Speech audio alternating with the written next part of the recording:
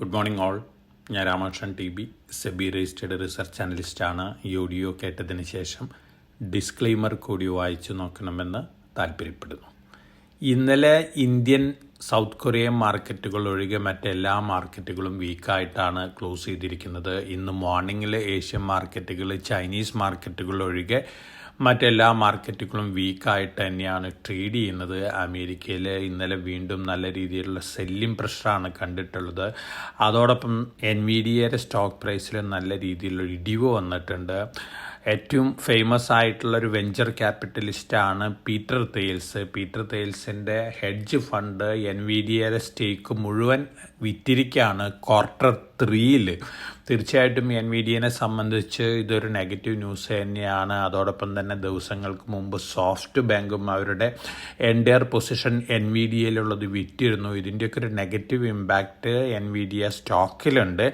അത്തരത്തിലുള്ളൊരു ഇമ്പാക്റ്റ് തന്നെയാണ് മറ്റ് ടെക്നോളജി സ്റ്റോക്കുകളിലും കാണുന്നത്.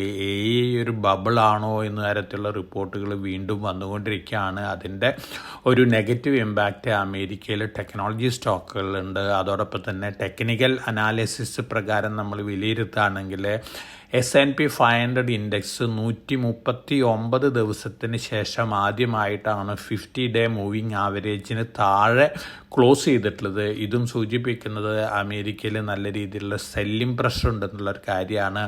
ഇപ്പോൾ എല്ലാവരും എക്സ്പെക്റ്റ് ചെയ്യുന്നത് അമേരിക്കൻ സ്റ്റോക്ക് മാർക്കറ്റിൽ ഒരു പക്ഷേ 5 മുതൽ 10% വരെ ഇടിവ് വന്നേക്കാം എന്ന തരത്തിലുള്ള റിപ്പോർട്ടുകളാണ്. നാളെയാണ് എൻവിഡിയയുടെ Q3 റിസൾട്ട് വരുന്നത്. അതിനുശേഷം വാൾമാർട്ട്, അതുപോലെ തന്നെ ടാർഗറ്റ് കോർപ്പറേഷൻ, ഈ 3 റിസൾട്ടുകളും കൂടി നാളെ അമേരിക്കയിൽ അനൗൺസ് ചെയ്യുന്നുണ്ട്. ഈ റിസൾട്ടുകളുടെ എക്സ്പെക്റ്റേഷൻ ബെറ്റർ ദാൻ എക്സ്പെക്റ്റേഷൻ തന്നെയാണ്. എന്നിരുന്നാലും ബിലോ എക്സ്പെക്റ്റേഷൻസ് ആണ് റിസൾട്ടുകൾ വരുന്നതെങ്കിൽ തീർച്ചയായിട്ടും അതിൻ്റേതായ നെഗറ്റീവ് ഇമ്പാക്റ്റ് വീണ്ടും എൻവിഡിയ സ്റ്റോക്ക് പ്രൈസിലൊക്കെ കാണാനുള്ള സാധ്യതകളുണ്ട്.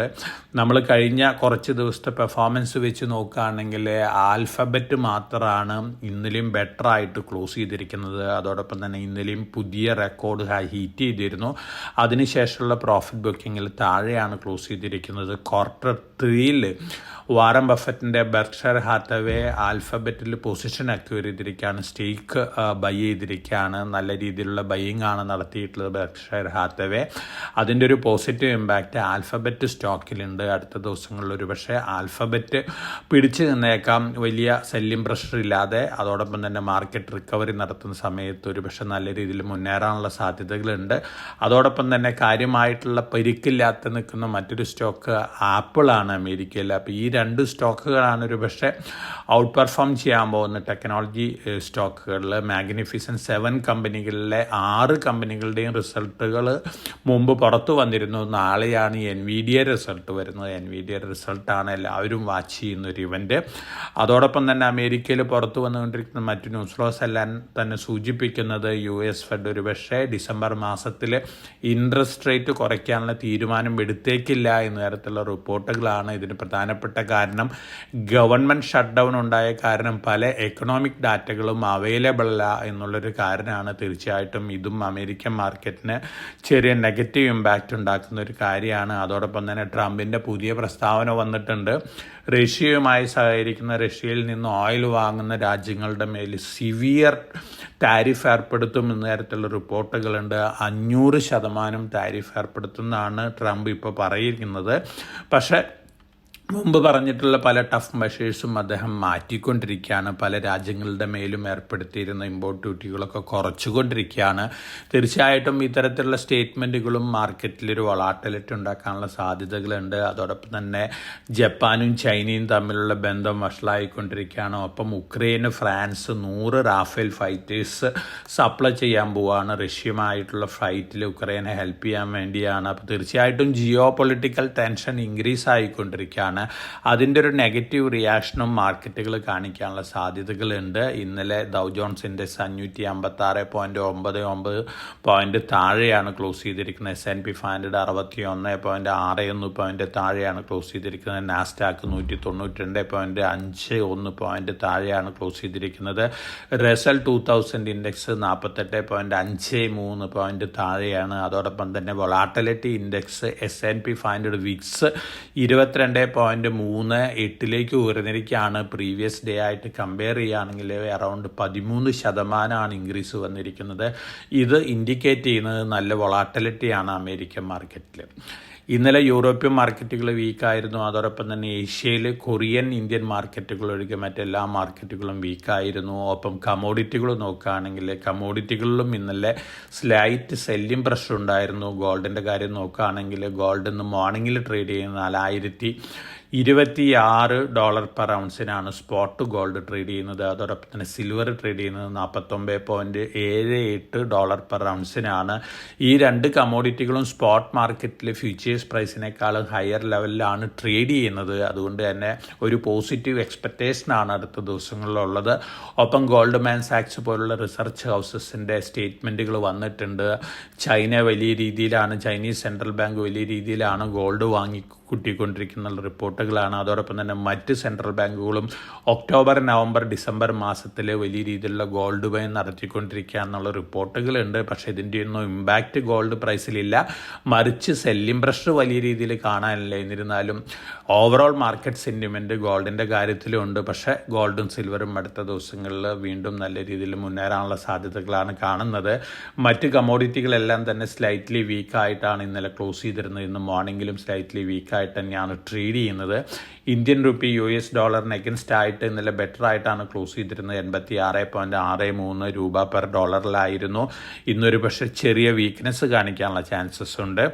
അതോടൊപ്പം തന്നെ നമ്മളെ സംബന്ധിച്ച് നോക്കുകയാണെങ്കിൽ ട്രേഡ് ഡെഫിസിറ്റ്, ഒക്ടോബർ മാസത്തെ ട്രേഡ് ഡെഫിസിറ്റ് ഇന്ത്യയിൽ കൂടിയിരിക്കുകയാണ്. $41.68 ബില്യൺ ആയിട്ട് ഉയർന്നിരിക്കുകയാണ്. അത് സെപ്റ്റംബർ മാസത്തിൽ $30 ബില്യൺ ആയിരുന്നു. ഇത് സൂചിപ്പിക്കുന്നത് വലിയ രീതിയിലുള്ള എക്സ്പോർട്ട് റിഡക്ഷൻ വന്നിരിക്കുന്നു. അതോടൊപ്പം തന്നെ ഇമ്പോർട്ട് കൂടിയിരിക്കുന്നു എന്നുള്ളൊരു കാര്യമാണ്. ഇമ്പോർട്ടിൻ്റെ കാര്യം നോക്കുകയാണെങ്കിൽ ഗോൾഡ് ഇമ്പോർട്ട് ഒക്ടോബർ മാസത്തിൽ 200% കൂടിയിരിക്കുന്നത്. $14.7 ബില്യൺ ആണ് ഗോൾഡ് ഇമ്പോർട്ട് വന്നിരിക്കുന്നത്. തീർച്ചയായിട്ടും ഇതിൻ്റെ ഒരു നെഗറ്റീവ് ഇമ്പാക്റ്റും ഉണ്ട് ട്രേഡ് ഡെഫിസിറ്റ് കൂടാനായിട്ട്. അതോടൊപ്പം തന്നെ US എക്സ്പോർട്ട്സും കുറഞ്ഞിരിക്കുകയാണ്. തീർച്ചയായിട്ടും ഹയർ താരിഫ് വന്നതിന് ശേഷം നമ്മൾ എക്സ്പെക്റ്റ് ചെയ്ത രീതിയിലുള്ളൊരു ഡിക്രീസാണ്. പക്ഷേ സെപ്റ്റംബർ ആയിട്ട് കമ്പയർ ചെയ്യുകയാണെങ്കിൽ ഒക്ടോബർ മാസത്തിലത്തെ ഡിക്രീസ് കുറവാണ്. എന്നിരുന്നാലും ട്രേഡ് ഡെഫിസിറ്റ് കൂടുന്നത് തീർച്ചയായിട്ടും നമ്മളെ സംബന്ധിച്ച് സ്ലൈറ്റ് നെഗറ്റീവ് ന്യൂസ് തന്നെയാണ്. പക്ഷേ ഇതൊക്കെ എക്സ്പെക്റ്റഡ് ലൈൻസിൽ തന്നെയാണ്. അതുകൊണ്ട് തന്നെ മാർക്കറ്റ് കാര്യമായിട്ടുള്ളൊരു നെഗറ്റീവ് റിയാക്ഷൻ കാണിക്കാനുള്ള ചാൻസസ് കുറവാണ്.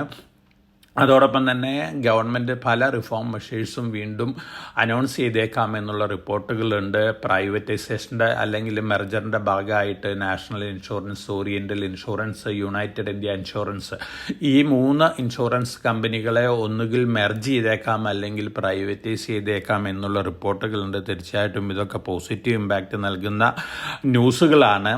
അതോടൊപ്പം തന്നെ മറ്റ് സ്റ്റോക്ക് സ്പെസിഫിക് ആയിട്ട് ന്യൂസ് ഫ്ലോസ് നോക്കുകയാണെങ്കിൽ NBCC 500 കോടി രൂപ ഓർഡർ ബാക്ക് ചെയ്തിട്ടുണ്ട്. ദാമോദർ വാലി ടൗൺഷിപ്പിന് വേണ്ടിയുള്ള ഒരു ഓർഡറാണ്. ജാർഖണ്ഡിൽ നിന്നാണ്. NBCCനെ സംബന്ധിച്ച് റീസെൻ്റായിട്ട് ധാരാളം പോസിറ്റീവ് ന്യൂസ് ഫ്ലോസ് ഉണ്ടായിരുന്ന ഒരു കമ്പനിയാണ്. അതോടൊപ്പം തന്നെ ഗവൺമെൻറ് ഓൺഡ് കൺസ്ട്രക്ഷൻ കമ്പനിയും കൂടിയാണ്. പോസിറ്റീവ് ന്യൂസാണ് ഈ ഓർഡർ ബാഗിങ് ന്യൂസും.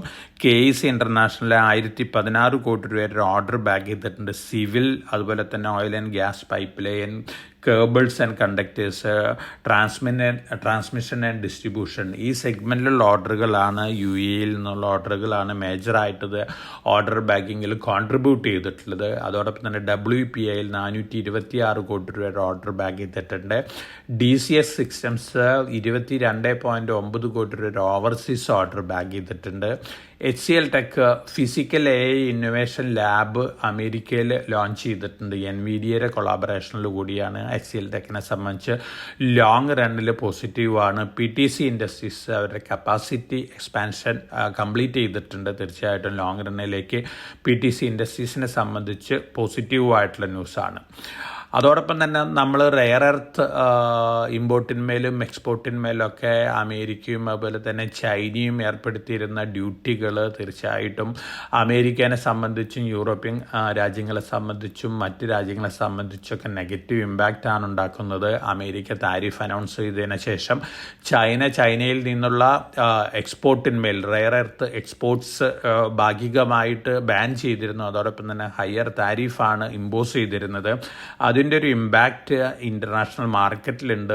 ഇട്രിയം യൂസ് ചെയ്യുന്നത് എയറോസ്പേസ്, അതുപോലെ തന്നെ ലേസർ, സൂപ്പർ കമ്പ്യൂട്ടേഴ്സ്, സിറാമിക്സ് ഇത്തരത്തിലുള്ള കാര്യങ്ങളിലൊക്കെ യൂസ് ചെയ്യുന്ന ഒരു റെയർ എർത്ത് മെറ്റലാണ്. ഇട്രിയത്തിൻ്റെ പ്രൈസ് 1500% ഇൻ്റർനാഷണൽ മാർക്കറ്റിൽ ഇൻക്രീസ് ആയിരിക്കുന്നത്. 2024 ഡിസംബറിൽ $8 പെർ കിലോഗ്രാം ആയിരുന്നു. ഇപ്പോൾ കോട്ട് ചെയ്യുന്നത് $126 പെർ കിലോഗ്രാം ആണ്. അമേരിക്കയിൽ ഇട്രിയം പ്രൊഡ്യൂസ് ചെയ്യുന്ന ഒരു മൈനൊക്കെ ഉണ്ട്, പക്ഷെ കാര്യമായിട്ടുള്ള പ്രൊഡക്ഷനൊന്നുമില്ല.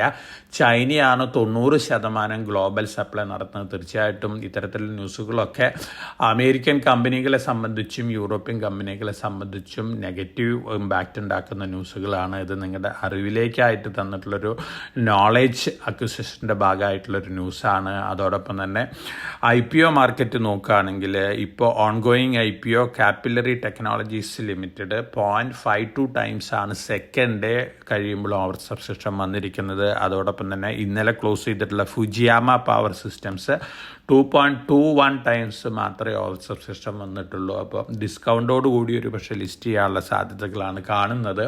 IPO മാർക്കറ്റിൽ ഹയർ PEയിലാണ് പല IPOസും ഓഫർ വരുന്നത്. അതിൻ്റെ ഒരു നെഗറ്റീവ് ഇമ്പാക്റ്റ് ഒക്കെയുണ്ട്. റീറ്റെയിൽ പാർട്ടിസിപ്പേഷൻ കുറഞ്ഞുകൊണ്ടിരിക്കുകയാണ് IPOയിലും. എന്നിരുന്നാലും റീസെൻ്റായിട്ട് ലിസ്റ്റ് ചെയ്തിരുന്ന ഗ്രോ അറൗണ്ട് 70% ആണ് അപ്രീസിയേഷൻ കൊടുത്തിരിക്കുന്നത്. തീർച്ചയായിട്ടും വളരെ പോസിറ്റീവായിട്ട് ന്യൂസാണ്.